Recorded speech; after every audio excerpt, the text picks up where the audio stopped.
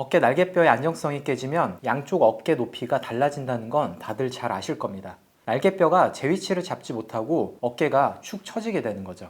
근데 단순히 비대칭이 되는 것뿐만 아니라 견갑하 공간의 압력이 비정상적으로 높아질 수 있습니다. 이 견갑하 공간은 견갑골의 앞쪽, 그러니까 목에서 팔로 내려가는 상완신경총과 쇄골 아래부터 이 겨드랑이 안쪽까지 견갑하 공간에 해당됩니다. 어깨에 불균형이 생기게 되면 이렇게 축 늘어뜨리게 되고 이 견갑하 공간의 통로가 짓눌리면서 팔이 저리거나 다른 신경 자극들이 점점 심해지게 될 수 있죠.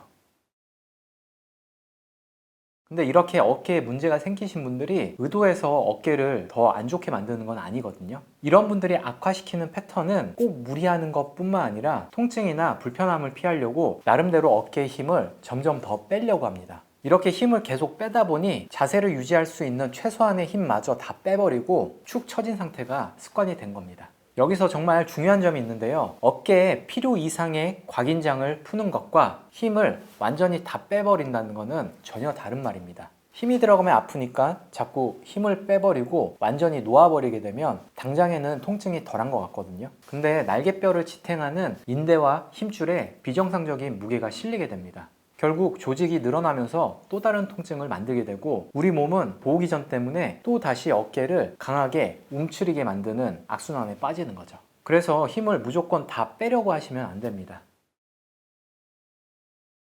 근데 이렇게 말씀드리면 또 반대로 힘을 꽉 주고 있는 분들이 계시거든요. 근데 이것도 아니에요. 자세를 정상적으로 유지할 수 있는 최소한의 힘을 만들어 놔야 됩니다. 이전에 견갑골의 안정성 훈련 중에 미세 외전 훈련이라는 걸 했었습니다. 팔을 과하게 이렇게 벌리는 운동이 아니라 겨드랑이 쪽을 미세하게 벌리는 훈련인데요. 이때 한 가지 팁을 드리자면 팔을 이렇게 몸통의 측면에다가 두고 벌리기보다는 살짝 앞쪽으로 두고서 벌려보시는 게 제일 좋습니다. 왜 이렇게 하냐면 스캡션이라고 하는 각도가 있는데 이게 조금 더 견갑골에 잘 작용하기 때문입니다.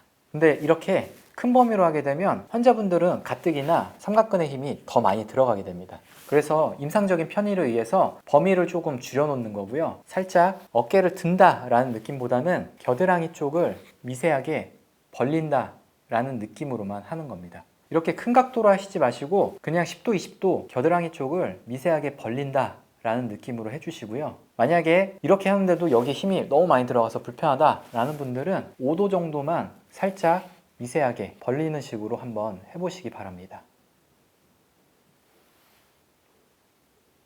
이런 식으로 미세 외전 훈련을 하는 이유는 두 가지인데요. 나중에 팔을 잘 들어 올리기 위한 기초 움직임이기도 하지만 가장 중요한 건 날개뼈 아래 이 견갑하 공간이 짓눌리지 않도록 정상적인 압력을 만들어주는 훈련입니다. 이 훈련이 익숙해지고 안정성 근육들이 강화가 되면 이 어깨 겉면에 있는 근육이나 아니면 가슴 근육들이 과하게 힘을 쓰지 않을 수 있게 됩니다. 그럼 운동할 때는 이런 식으로 운동을 해서 활성화시켰다라고 해볼게요. 근데 일상생활에서는 어떻게 적용해야 될까요? 아까도 설명드렸지만 이렇게 미세 외전 훈련을 할 때 겨드랑이 아래쪽에 이 애과부가 살짝 벌어지는 느낌으로 하는 거거든요. 여기서 이런 식으로 살짝 벌렸을 때 과한 힘이 아니라 겨드랑이 안쪽에 이 공간들을 유지해 주세요. 그리고 팔꿈치를 펴서 편하게 아래로 내려봅니다.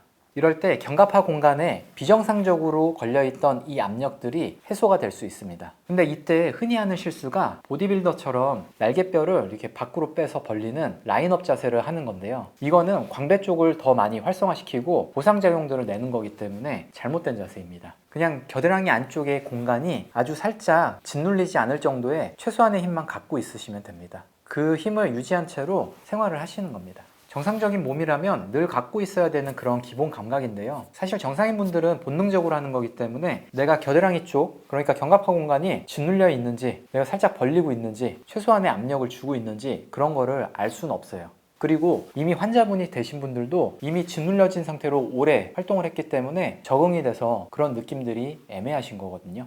그래서 이런 훈련들을 해서 환자분들에게 일상생활에서 동작은 이 정도의 압력들은 유지를 하셔야 된다 라고 하면 처음에는 되게 어색해 하시는 경우가 있습니다. 오히려 평생 안 해본 동작인 것 같은데 불편하다 라고 하시는 분들도 있거든요.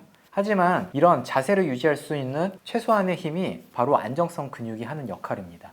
수많은 견갑골 운동장애 환자분들이나 어깨 환자분들을 치료하면서 이렇게 재활 훈련만큼이나 일상생활에서 최소한의 감각 세팅, 이거를 알려드려야 재발을 막을 수 있더라고요. 무조건 힘을 안 주려고 하는 이런 잘못된 습관에서 벗어나셔야 됩니다. 사실 이런 부분들은 환자분들이 스스로 하기에는 조금 힘든 부분이 있습니다. 그래서 이런 영상들을 만드는 게 살짝 고민이 되긴 했는데, 오히려 환자분들보다는 재활을 전문적으로 하시는 분들에게 조금 더 도움이 될 수 있을 것 같습니다. 혹시 궁금한 점이 있다면 댓글로 남겨주세요. 답변 드리겠습니다. 그럼 지금까지 페인랩이었습니다.